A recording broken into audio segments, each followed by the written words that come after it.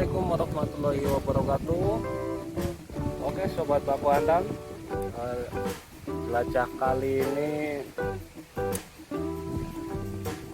untuk channel nyoba ngeksplor salah satu kegiatan saya ini, mantap sekali. Ini saya di lokasi di KPHP, di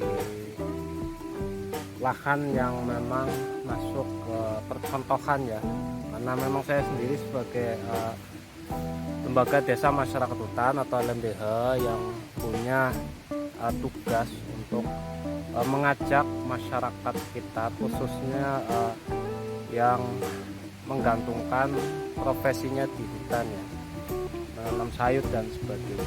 Ini saya mencoba menanam jenis kopi arabica yang memang langsung programnya dari pemerintah. Ini saya secara mandiri ya sobat bawalang. Ingat, percontohan penanaman agroforestry kopi di lahan yang memang masuk ke percontohan ini secara pribadi. Jadi memang saya ngebibit sendiri, ngepolitik sendiri, bikin lahan sendiri, tanam sendiri, mantap sekali. Ini salah satu bibit kopinya, mantap sekali. Jenisnya arabica segar utang, jenis kopi kecil. Ini usia bibit saya baru 3 bulan, karena masuk ke polybag jadi cepat ini tumbuhnya, karena pakai rabuk ya khusus. Ini di atas saya sudah mulai tanam-tanam banyak lagi.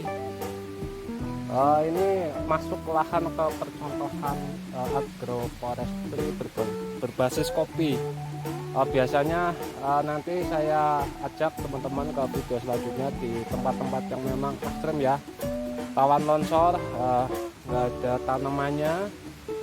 Nanti insya Allah lain waktu saya ajak dan saya eksplor videonya.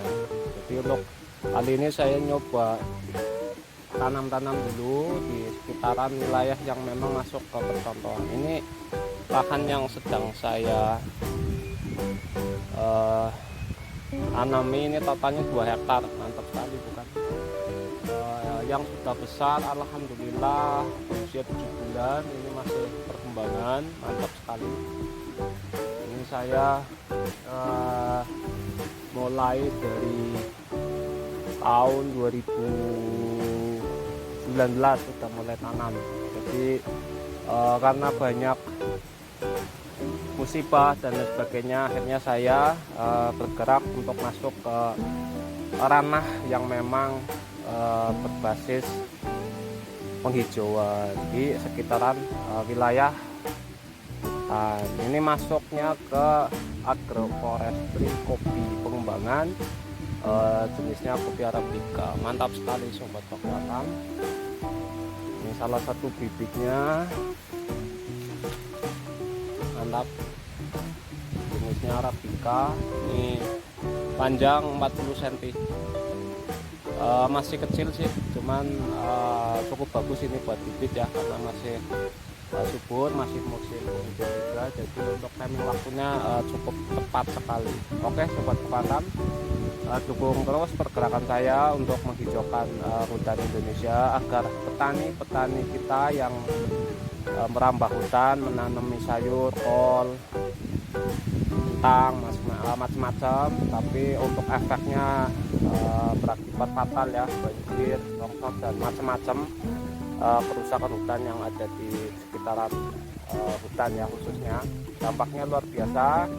Jadi saya mencoba memberikan satu contohan untuk masyarakat. Mudah-mudahan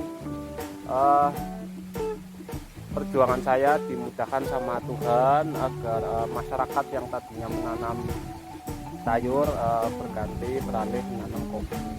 Jadi pokoknya gini, kita nggak bisa menghakimi masyarakat yang memang ada di sekitaran hutan ya, karena mereka juga menggantungkan hidupnya di hutan karena kebutuhan ekonomi, tapi mereka juga nggak paham alih fungsi hutan yang tadinya ke kayu beralih menjadi sayur, efek kerusakannya cukup besar ya, untuk skala banjir dan longsor. Jadi mohon pengertiannya untuk sobat-sobat Tokantau yang di luar sana. Jadi kalau saya pribadi mencari solusi bersama masyarakat yang memang peduli dengan lingkungan ya khususnya, karena saya sendiri bergerak di salah satu aktivis lestari hutan Tegal, salah satu komunitas yang ada di Kota Tegal dan Kabupaten Tegal. Jadi saya masuk ke komunitas dan mencoba berkampanye. Ini salah satu bentuk pergerakan saya dan kampanye saya ya, mantap sekali. Untuk tadi mengajak masyarakat sekitar agar mengikuti jejak-jejak saya dengan cara pengalihan sayur ke non sayur dengan menanam kopi. Oke, sobat Tokantau, kita connect kembali jalan-jalan, mantap.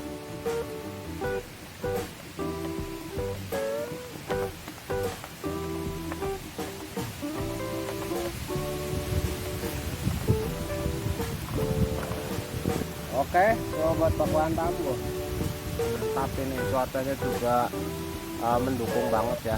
Ini sekedar cerita aja untuk informasi ya. Untuk pengembangan agroforestry kopi berbasis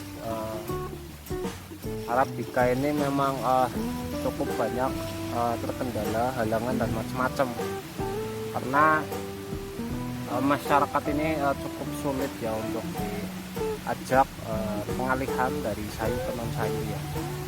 Nah, menurut petani untuk tanaman sekelas kopi ini cukup lama karena usianya sendiri sampai produktif bisa menghasilkan buah ini 2 tahun atau 1 tahun tergantung bibitnya ya. Ini memang cukup lama. Yang akhirnya ada pro dan kontra di khususnya petani-petani yang menggantungkan hidupnya di hutan. Jadi cukup berat untuk perjuangan saya dan teman-teman. Ini saya mulai ngebibit kopi secara pribadi pada 2020 saya ngebibit sendiri. Tahun 2019 saya beli di salah satu desa yang memang punya bibit kopi ya. Cuman karena saya kayaknya gampang ngebibit ini secara mandiri, akhirnya saya ngebibit tek di petani lokal yang memang pengembangan pada 2004 kan ada ya 1, 2, 3 lah yang sudah tua, tak petik, tak beli, tak bibit. Alhamdulillah jadi ini kopinya mantap.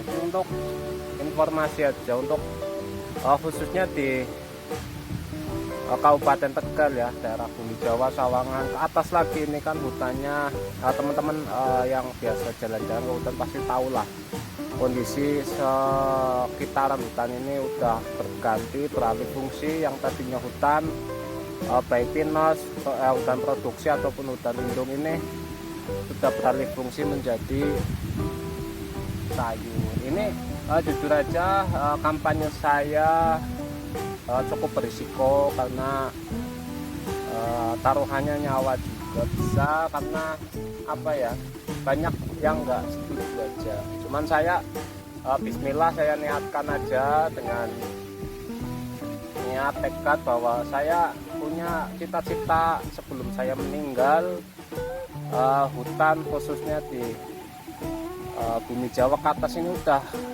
normal kembali seperti semula, tapi dengan satu syarat, petani tetap bisa bergantung kepada contohnya dengan cara menanam kopi. Jadi memang saya punya niat yang insya Allah baik lah, karena memang untuk zaman sekarang kepedulian terhadap lingkungan ini cukup sedikit ya. Jadi saya mencoba berkampanye dengan langsung terjun, yang satu dengan pergerakan penanaman sendiri, ngerawat sendiri, juga perjuangan berkampanye ke Litkom lintas komunitas terkhusus di wilayah Kota Tegal, Kabupaten Tegal dan sekitarnya, Brebes, untuk bersama-sama menghijaukan hutan agar tetap semula sebagaimana fungsi hutan itu sendiri. Jadi untuk teman-teman di luar sana, dukung terus pergerakan saya untuk mengajak petani sekitar hutan agar beralih yang tadinya ke sayur menjadi kopi. Mudah-mudahan perjuangan saya mendapatkan hasil yang memuaskan ya. Tentunya satu, untuk alam terjaga kembali hijau. Poin yang kedua, petani tetap bisa menikmati dan menggantungkan hidupnya di hutan dengan penghasilan dari kopi. Jadi hutannya satu terjaga, aman dari longsor, banjir, macam-macam. Petani juga mendapatkan keuntungan. Oke, untuk video kali ini cukup menarik ya untuk dibahas. Mantap sekali karena memang cukup berisiko juga. Mudah-mudahan saya disehatkan terus dan minta dukungannya untuk teman-teman agar tetap pantau pergerakan saya dan dukung terus untuk pengembangan pengalihan agroforestry kopi dari sayur ke non sayur. Oke sobat Paku Antam, untuk video saya kali ini cukup. Nanti kita coba kulik lagi, kita cari tempat nanti yang masuk ke lahan yang harus dihijaukan.